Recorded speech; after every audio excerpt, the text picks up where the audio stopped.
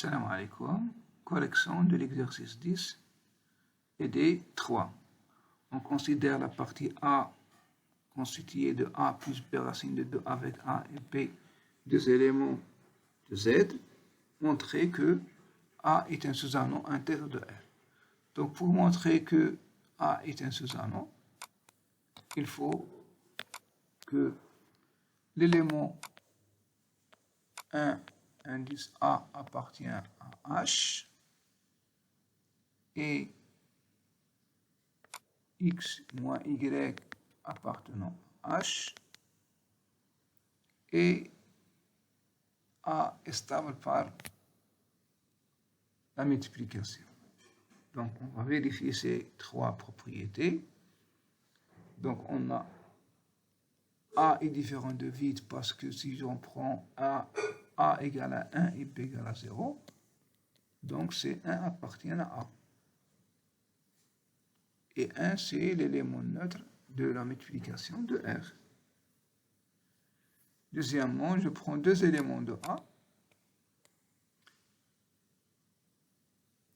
et je vais montrer que X moins Y appartient à A et le produit aussi appartient à A.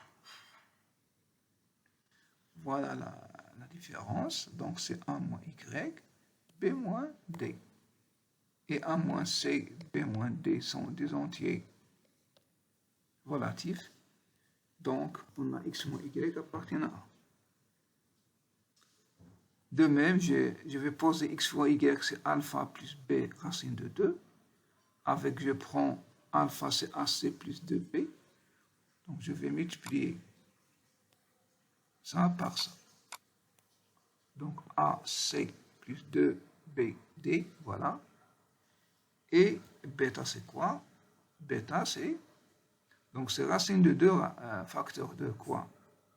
De BC, voilà BC, plus A fois T. Donc, il appartient à A. Donc, A est un sous-anneau de R. Bien sûr, A est intègre car R l'est lui aussi.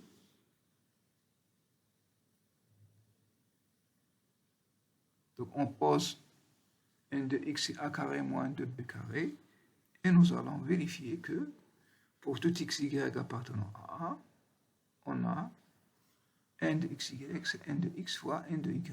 Donc, il fallait calculer n de xy et calculer n de x fois n de y et comparer les deux résultats.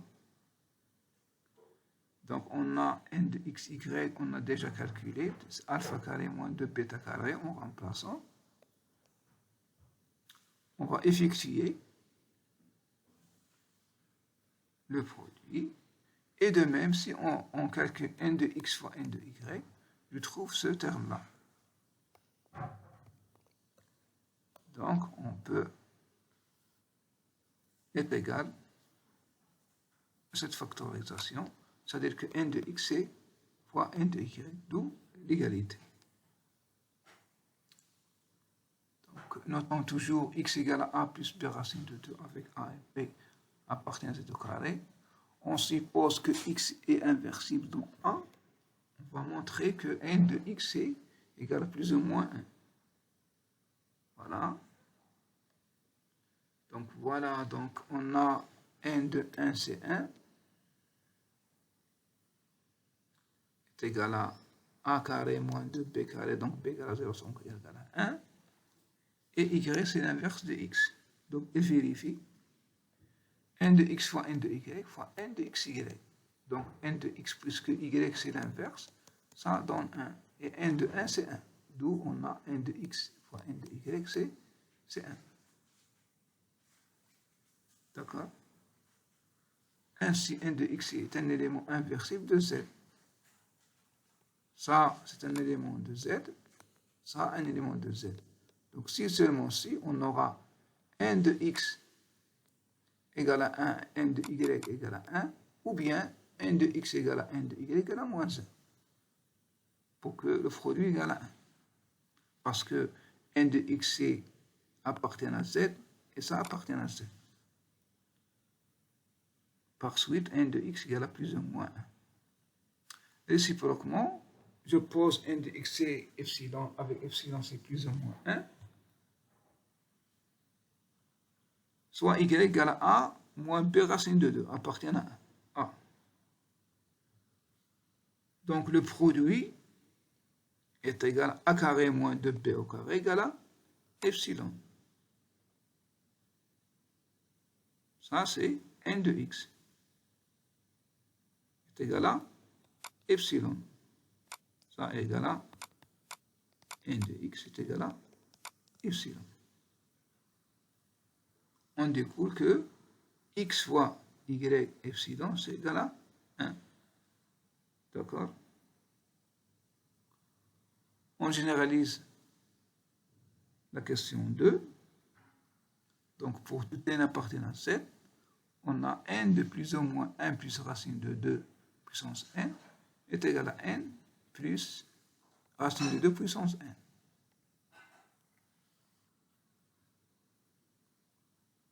Donc est égal à quoi? Donc on va généraliser ça, c'est quoi? Donc c'est n fois 1 plus racine de 2 fois 1 racine de 2, et en appliquant cette propriété-là, x, y, sur le produit, donc de proche en proche, on obtient n de 1 plus racine de 2 puissance n. Or ça c'est moins 1, donc c'est moins 1 puissance n est égal à plus ou moins 1. Les éléments plus ou moins 1 plus 2 racines de n sont donc inversibles dans A. Donc l'inverse de 1 plus racine de 2, c'est moins 1 plus racine de 2. L'inverse de epsilon de 1 plus racine de 2 puissance n, et donc c'est epsilon moins 1 plus 2 racine de 2 puissance n. Donc soit x, un élément inversible de A, avec A et B sont des entiers relatifs, on doit montrer que x est de cette forme-là. Pour n égale à 1, pour n égale à 0, donc on a B, on va supposer que B est positif, en nul. Ensuite, on sait que l'inverse de x c'est a plus b racine de 2, c'est y égale à moins a plus b racine de 2. Comme l'ensemble des résultats attendus est invariant par passage à l'inverse, n un entier relatif, on peut partir indifféremment de x ou de y. Dans la pratique, cela revient à dire que l'on peut choisir a positif. Donc, on a l'égalité a carré moins 2b carré égale à plus ou moins 1. Et incompatible si on prend a égale à 0. A égale à 0. Et b appartient à z, donc c'est incompatible. On peut donc partir de x égale à a plus b racine de 2 avec a appartient à n étoile et b appartient à n. Et on a cette égalité-là. Donc, on va montrer que x est de la forme de 1 plus racine de 2 puissance n. Remarquons que si b égale à 0, alors nécessairement a carré égale à 1, donc a égale à 1, donc, parce que a est positif. Donc, si on prend n égale à 0, donc 1 plus racine de 2 puissance 0, c'est 1. On suppose que b est positif. Donc, soit x1 égale au rapport x sur 1 plus racine de 2. Voilà. Donc, par identification, je prends x1, c'est a1 plus b2 racine de 2. Donc, par identification, je trouve que a1, c'est moins a plus 2b, et b1, c'est a moins b. Remarquons que a carré, c'est 2b carré plus ou moins 1. Donc, a carré plus b carré plus b au carré plus ou moins 1, il est supérieur à b carré. Et de même que a carré, il est inférieur à b carré. Donc, on va conclure que b il est compris entre 0 et a est inférieur à 2b. Alors, le petit a. Le petit a, c'est de B moins A, de B moins A. Donc, elle est entre quoi? Entre 0 et A. D'accord? B1, c'est quoi? C'est A moins B. Donc, A moins B, et sera A moins B, donc c'est 0 et B. Donc, ici, A moins B. Donc, A moins B appartient à 0B. Voilà. Si B1 égale à 0, alors A1 égale à 1. Donc, on a toujours cette égalité-là. Donc, X1 égale à 1.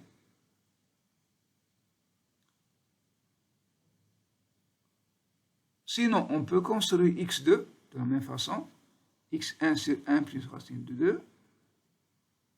Comme on a construit X1 à partir de X, on forme ainsi une suite X0 égale à X jusqu'à XK. Avec XK, vérifier les conditions suivantes. On a AK plus 1 égale à 2K moins AK, avec appartient à l'intervalle 0 AK, et BK plus 1 égale à AK moins BK, appartient à l'intervalle 0 BK. Donc, de passer de XK à XK plus 1 est possible. Le passage est possible avec les conditions XK différent de 1. Ces conditions, notamment, indiquent que la suite est sélectionnément décroissante, montrent que la suite des XK est finie. Ainsi, il existe un premier entier n tel que xn égale à 1. Par construction, on a alors 1 égale à xn égale à x sur 1 plus 2 racine de 2 puissance 1. D'où x égale à 1 plus 2 racine de 2 de tout puissance x. Conclusion, les éléments inversibles de A sont les plus ou moins 1 plus racine de 2 puissance n avec n appartenant à z.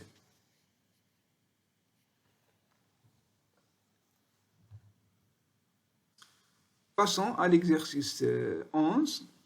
Donc, on va considérer l'ensemble E, C, A, B, moins 2BA.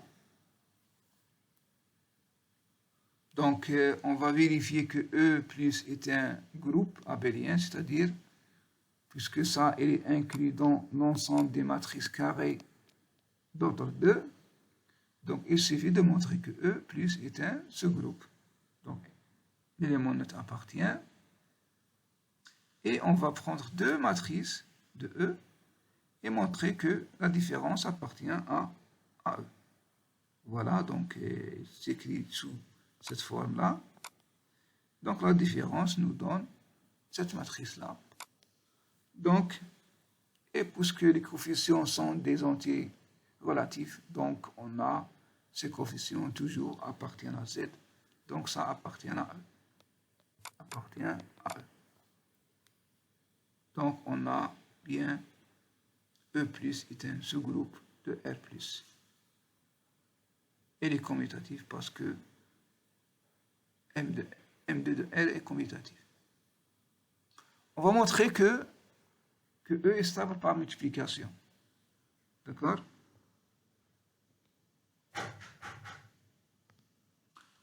Donc on va multiplier la première ligne par la première colonne.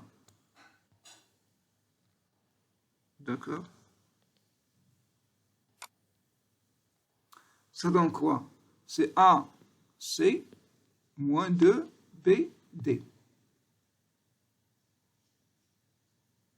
Première ligne, deuxième colonne. Ça donne moins 2BA moins 2BC. Donc moins 2 en facteur, c'est écrit comment? C'est AD plus BC. D'accord? Voilà. Première ligne, première colonne. Ça donne ça. Première ligne, deuxième colonne. Ça donne cette coefficient-là. D'accord? Donc c'est moins 2 en facteur, A moins 2B, et moins 2B fois C. Voilà. Donc, on a terminé avec la première ligne, on passe à la deuxième ligne.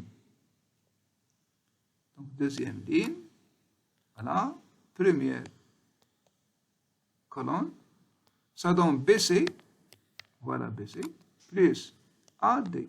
Donc, c'est AD, BC, plus AD. Voilà. On passe à la deuxième colonne. Deuxième ligne, deuxième colonne. Ça donne ce coefficient-là. Donc, c'est quoi? C'est B fois moins 2B plus AC. Voilà. Donc, ça donne cette matrice-là. Donc, il appartient à A. D'accord? Donc, on a bien E est une partie stable de l'ensemble des matrices carrées de R multipliées. Donc, soit deux matrices MAB et MCD appartenant à E, on va montrer que l'application F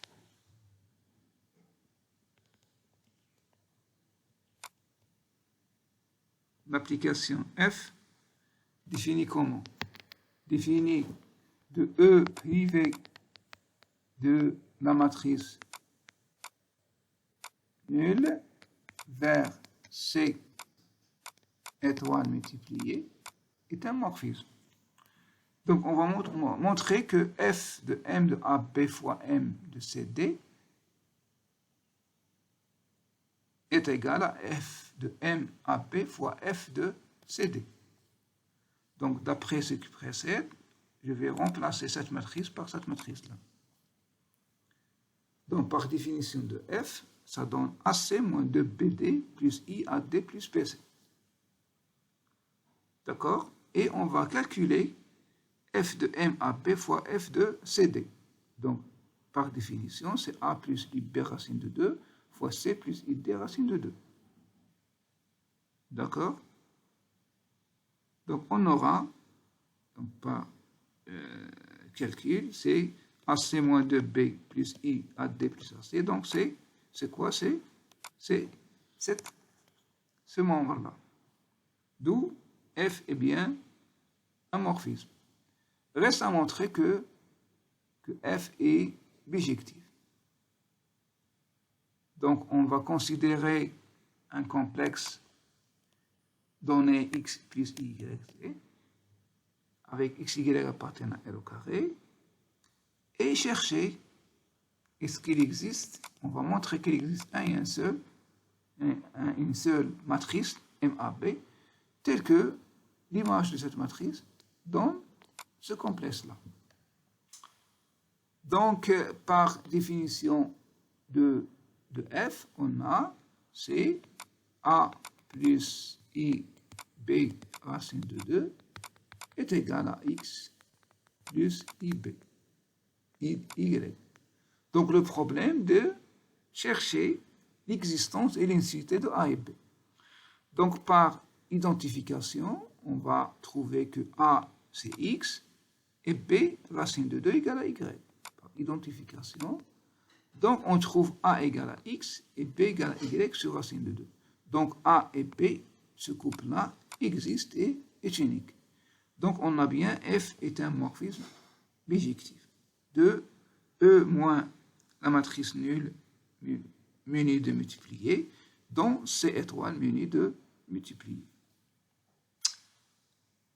La question qui reste, c'est la nature de cet ensemble-là. Donc, comme F, on a F est un isomorphisme, donc ces deux ensembles sont isomorphes.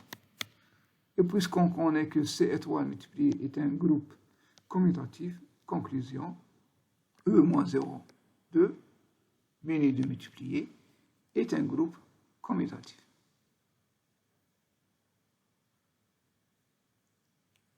On va montrer que E plus multiplié est un anneau.